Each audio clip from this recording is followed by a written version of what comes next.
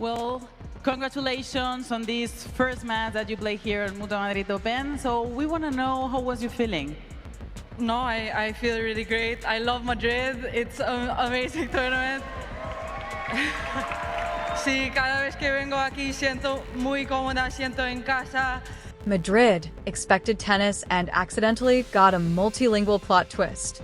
1 minute Alex Eala is competing on clay, and the next, she is effortlessly speaking fluent Spanish as though she has spent years quietly living somewhere in Spain.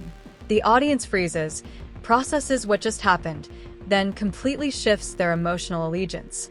How does someone walk away from a defeat yet somehow capture an entire stadium across 3 languages, and more importantly, was this planned, or did Madrid just get linguistically ambushed?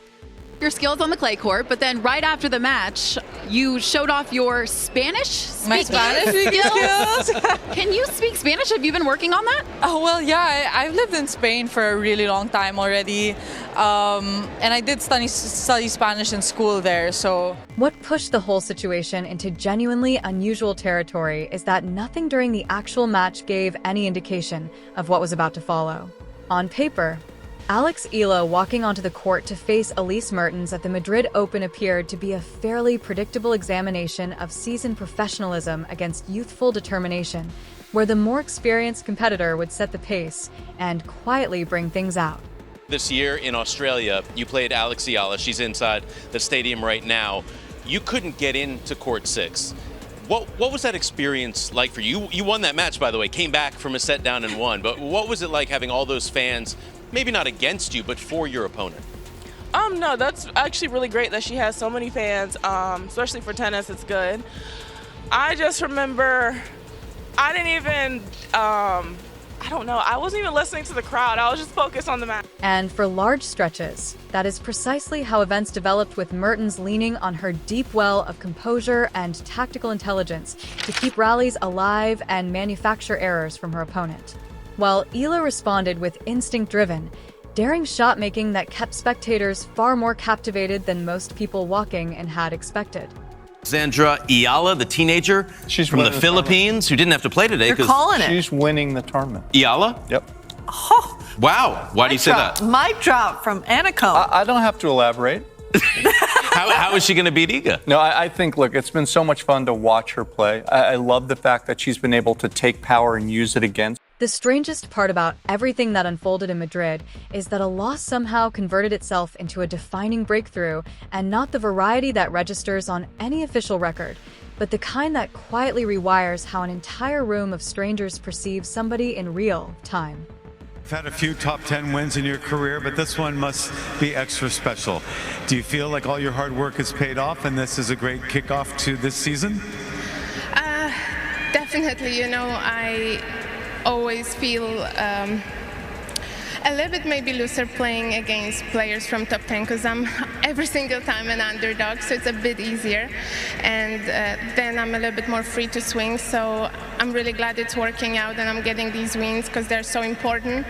I'm playing almost 11 years here on tour, and they always feel very special. All right, we wish you best of luck taking on Alexandraeela. Coming on into the match, Alex Eala was still, to the majority of passing observers, an exciting name hovering just outside the edges of widespread recognition. Someone better known to dedicated tennis followers than to the broader crowd filling the venue at the Madrid Open. Standing across the net was Elise Mertens, a competitor whose professional record carries the full gravity of accumulated experience, dependable steadiness, and a long-established ability to make things genuinely difficult for younger players still learning the distance between raw talent and reliable output. From the opening exchanges onward, the difference in competitive miles was evident, yet what gave the match its particular texture was how completely unbothered Eala appeared by that gap. She did not enter rallies with the tentative, protective mindset that younger players often default to when standing opposite someone as tactically assured as Mertens. Instead, she competed with focused fearlessness, committing fully to her shots, redirecting incoming pace with clear intention, and demonstrating a comfort with risk that communicated she had not shown up simply to collect the experience, but to genuinely measure herself against it. Mertens, though, is precisely the kind of opponent who does not permit matches to drift into anything resembling chaos, and she answered with the measured precision and unhurried patience that have been the hallmarks of her entire career. She stretched rallies beyond comfortable territory, absorbed whatever pressure came her way, and gently tilted the match in her favor by pulling Eala into sustained exchanges where every decision carries heavier consequences and the tolerance for error becomes increasingly narrow. It was a masterclass in how experience quietly manages ambition, where each offensive move from Eala was met with a response carefully calibrated to extend the rally just one step further than comfortable. I'm scared now. No, because I know that you have a great team that they are showing you a lot of words in Spanish, right? Yeah, I'm here almost 8 years, so my Spanish gets better. I'm traveling a lot. What made the match particularly worth watching was how Eala never retreated toward caution, even during the stretches when momentum was clearly shifting away from her. Rather than pulling back and playing within safer boundaries, she doubled down on her attacking intent, hunting for sharper angles, pushing her position closer to the baseline when moments allowed, and insisting on dictating the shape of points even when the wiser option may have been to step back and regroup. This philosophy naturally produced its share of mistakes, but underneath those mistakes was a genuine willingness to play aggressive, forward-moving tennis even when the pressure was at its heaviest. As the match continued, there were passages where Eala's striking carried a quality that briefly interrupted the steady cadence Mertens preferred to operate within. In those windows, the people watching began to feel something shift in their understanding of what this match actually was. It was no longer simply a predictable meeting between two players at very different points in their professional lives. It was an open window into a young competitor who was not only stress-testing her own abilities in real time, but welcoming the crowd along for every daring choice and every visible moment of recalibration. Despite all of this, the scoreline alone is entirely insufficient to explain why the match continued to occupy the thoughts of those present, because the moment that mattered most arrived only after the contest itself had already concluded. When Eala stepped toward the crowd to offer her post-match remarks, everyone present braced for the familiar ritual, which generally involves a courteous acknowledgement in English, a brief word of thanks, and a straightforward exit. What she did instead immediately altered the entire atmosphere. She spoke in Spanish, and not in the hesitant, carefully rehearsed fashion of someone performing a calculated gesture, but with a flow and natural confidence that felt entirely natural. Alex Eala get her second clay court win of the season, taking out Pavlyuchenkova in a close straight sets, or at least a pretty decent straight sets. Probably her best win so far on the clay in the last couple of years. Let's have a look, though, at how it actually went, because she did only get broken the one time. For an hour and a half, she was 6-3, 6-3, got the win, and started off pretty strong, almost got a break in the very first game of the match, but then Pavlyuchenkova holds, and then Pavlyuchenkova almost got a break straight away as well, but Eala was able to hold off. Then it was on serve for a little bit there. Again, another tough game for Eala in the second service game of the match. The reaction was neither delayed nor polite in the ordinary sense, as the crowd responded with something that moved beyond standard applause into a genuine wave of warmth, signaling that a real and unscripted connection had just taken place in full view of everyone. In that single stretch of moments, Eala ceased to be simply another competitor visiting from elsewhere to play on a Spanish court. She became someone who had invested genuine care to meet the audience in their own language, signaling cultural awareness and human consideration that transcended anything the match had produced. What layered additional meaning onto the moment was the fluidity with which she moved between different languages, transitioning from Spanish into English, while also drawing on her identity rooted in the Philippines, which introduced yet another dimension to who she is as a figure navigating the global stage of professional sport. The sharp contrast between absorbing a defeat on court and then carrying herself with that level of ease afterward produced a story that landed with far greater force than a simple win would have managed. Losing in public has a way of stripping things back, but what it stripped back here was not vulnerability or weakness. It exposed something far more valuable, which was genuine maturity, measured perspective, and a quiet, unperformed sense of humility. That quality hit differently with the people in the stands. What Eala showed once the match was finished only deepened what had already been hinted at during play, which is that her relationship with competition is driven by a desire to develop rather than a hunger for immediate confirmation. She put no effort into minimizing what Mertens had done or reaching for ready-made justifications. She simply faced the reality of the result, gave her opponent full credit, and demonstrated a clear understanding of the gap she was working to close at that stage. And 1 point could change everything, so I think that kept me going. Yeah. Talk about the tension never releasing. At the end of every match, you have so much passion. I don't know that we see that from everybody. We see it from Rafa back in the day. Were you like that in juniors? Were you that emotional after every win? After every win, no, but this is a different ball game. This isn't juniors, and I often tell my team, every match for me is like life and death now, because luckily, I'm fortunate enough to have reached that level where everyone is a fighter. This approach holds particular weight for someone at this point in her career because it reflects a perspective oriented toward the long arc of development rather than short-term comfort. The encounter with Mertens made certain things plainly visible, including the need for sharper judgment under sustained pressure, greater ability to endure lengthy rallies against disciplined opponents, and a more sophisticated feel for when to press, and when to give the point more time to breathe. But alongside those areas for growth, the match also put genuine strengths on open display, specifically her readiness to take ownership of points, her composure when exchanges intensified, and a capacity to read what the match required and adjust without losing the thread of her own game.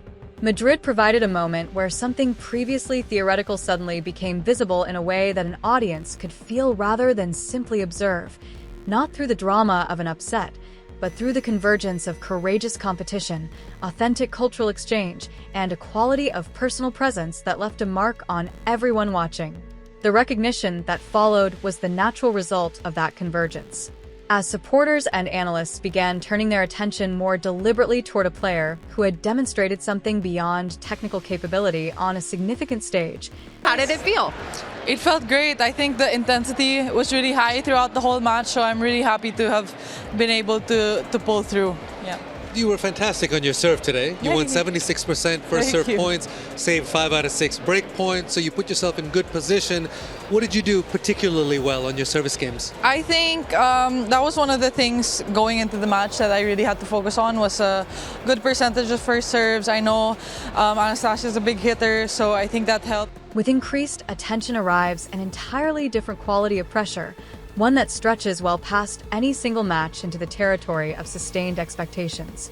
Everything about how Eala carries herself suggests she is built for this phase, as her orientation toward learning and her tendency to stay grounded give her a reliable internal compass for navigating both recognition and difficulty. The humility she demonstrates is not passive or accidental. It is a deliberate posture that keeps her open to improvement while preventing the self-satisfaction that quietly slows progress the moment attention begins to accumulate. What gives her story its particular pull is the way technical sharpness, psychological durability, and an instinct for genuine human connection all occupy the same space within her. Within a tournament full of familiar names and well-worn storylines, Eala produced a moment that felt neither manufactured nor rehearsed. The impression that moment left will almost certainly shape how crowds receive her at future tournaments. And that impression, constructed from genuine competitive fire and an unguarded willingness to connect, may eventually carry as much weight as any victory. Respective countries, like she's coming from Philippines, which is now a big deal. You know, she's been the biggest ever, tennis player from that country, which is a big country, and there's big interest. So things like that happen. I mean, it's you could argue that it was, maybe a poor schedule, and maybe they could schedule them on a bigger court. Yes, but again, she's so young and she's just coming through. So. And obviously the first couple rounds, the schedule is so packed, the big courts with big names, it's difficult. As the tennis season pushes forward, what happened in Madrid will function both as a quiet motivator and as a fixed point of reference, a reminder of where she currently stands while also suggesting clearly where the path is heading. For Alex Eala, Madrid did not register as an isolated data point. It felt like the opening movement of something larger. Technically, the outline of what she needs to build toward is already readable. centered on developing a more precise feel for when to commit fully to aggression and when to allow the point to develop further against opponents like Mertens, who draw their greatest strength from absorbing pace and returning it with quiet accuracy. The impulse to take the game to her opponent is one of her most valuable qualities, but the next stage of her growth will be defined largely by deploying that impulse with greater discrimination, making sure boldness operates as a calculated tool rather than a risk. As number 44 in the world, the 15-win, 10-loss season so far. The best result was the Dubai quarterfinals, where she lost to Goff in the end, and her best win actually came against Goff a couple weeks later in Indian Wells, who was number 4 in the world at the time. Her worst loss was against Parks at Australian Open, who was 99 in the world at the time. Her form on the clay hasn't been great. She has lost more matches than she's won. She's had a couple of tough draws as well, losing to Ostapenko and Fernandez. So playing against a qualifier in this first round will really go a long way to get her confidence back. These two have never played before, first time meeting, so we'll see what happens here because, of course, Pavlyuchenkova has made a French Open final and Eala is looking for some form on this surface, so it'll be a really interesting time to play. If Pavlyuchenkova is going to win this one, she needs to use that confidence and experience on this surface. At the same time, the way she moves and positions herself continues to carry genuine promise, particularly in moments when she shifts from absorbing pressure to generating it. There were passages in Madrid where she engineered offensive opportunities out of situations that initially looked defensive, achieving this through reading the play ahead of time and placing the ball with intelligence rather than force. What no volume of court time can fully manufacture, however, is the mental composure she displayed throughout, which speaks to a psychological maturity that tends to separate players who perform well occasionally from those who sustain excellence over time. It also deepens the authenticity that struck the crowd so powerfully when she stood before them and spoke their language without pretense, genuinely meeting an audience that had just watched her pour herself into a losing effort. That quality of connection carries genuine currency in the current era of professional tennis on a global stage.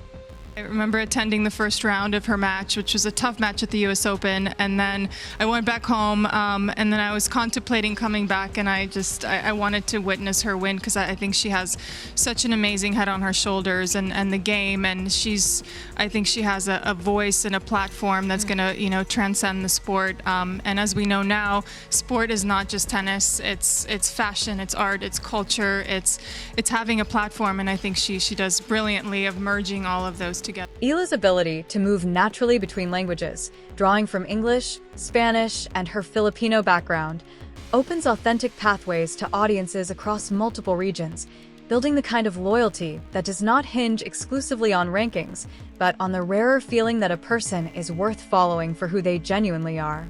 As tournaments accumulate and the season stacks up, the conversation will inevitably tilt back toward results. Matches against established players like Mertens function as honest mirrors, reflecting exactly where a player stands and what she still needs to develop.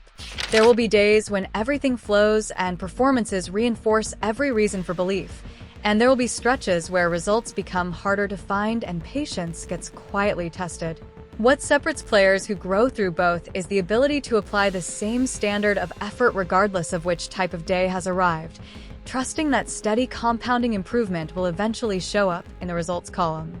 Madrid becomes considerably more than a tournament on the calendar. It becomes a moment of genuine convergence, where the different strands of who Eala is briefly appeared in the same place at the same time in a way that was impossible to overlook, establishing a meaningful benchmark against which to measure future progress. Meeting Alex Eala for the first time was absolutely amazing because obviously she's become such a huge point of Pinoy pride, someone whom we can be proud of, whom we can watch because she's still so young and building her career. So for me, it's such a thrill meeting her in person. Yes, and I think it's so great for young Filipinos to see such an icon on the international stage, and nakaka-excite din kasi na-inspire din sila to really get into sports and to try tennis. The next phase of everything she is building will reveal how that benchmark gets used, whether it becomes the launch pad for something larger and sustained, or sits as a beautifully constructed moment within a story still finding its shape. Perhaps the most interesting dimension of where her story currently sits is not in what has already been built, but in the fact that the most significant chapters have not yet been written. Athletes who carry genuine skill alongside self-awareness and unaffected humility have a tendency to outgrow whatever ceiling was initially imagined for them. If that foundation holds, then the memory of a loss punctuated by a few sentences of graceful, fluent Spanish may one day be pointed to as the quiet, unannounced moment when the trajectory began to decisively shift, setting in motion a sequence of performances that will draw people in not just for the tennis they contain, but for the unmistakable sense that something genuinely worth watching is taking place.